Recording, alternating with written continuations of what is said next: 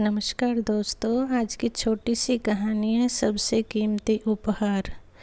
एक राजा हर वर्ष अपने राज्य में एक प्रतियोगिता का आयोजन करता था, जिसमें हजारों की संख्या में प्रतियोगी भाग लिया करते थे और विजेता को पुरस्कार से सम्मानित किया जाता था। एक दिन राजा ने सोचा कि प्रजा की सेवा को बढ़ाने के लिए उन्हें एक राजपुरुष की आवश्यकता है, जो बुद्धिमान और समाज के कार्य में अपना योगदान दे सके। उन्होंने राजपुरुष की नियुक्ति के लिए एक प्रतियोगिता आयोजित करने का निर्णय लिया। दूर दूर से इस बार लाखों की संख्या में प्रतियोगी आए हुए थे।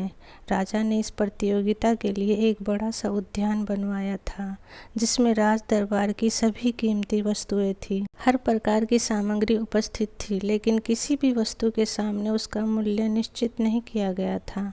राजा ने प्रतियोगिता आरंभ करने से पहले एक घोषणा की, जिसके अनुसार जो भी व्यक्ति इस उद्यान से सबसे कीमती वस्तु लेकर राजा के सामने उपस्थित होगा, उसे ही राजपुरुष के लिए स्वीकार किया जाएगा। प्रतियोगिता आरंभ हुई। सभी उद्यान में सबसे अमूल्य वस्तु तलाशने में लग गए।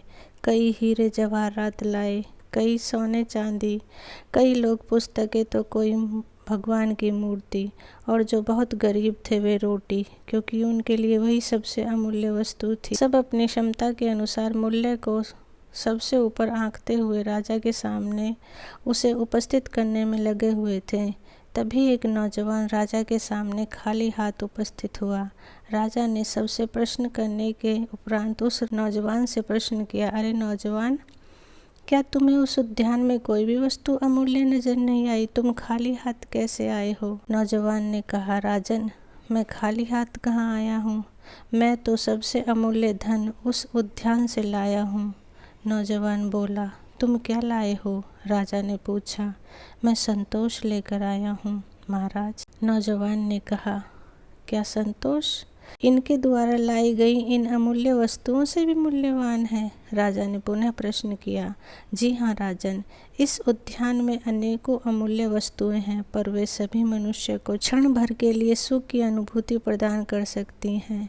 इन वस्तुओं को प्रदान कर देने के बाद मनुष्य कुछ और ज़्यादा पाने की इच्छा मन में उत्पन्न कर लेता है।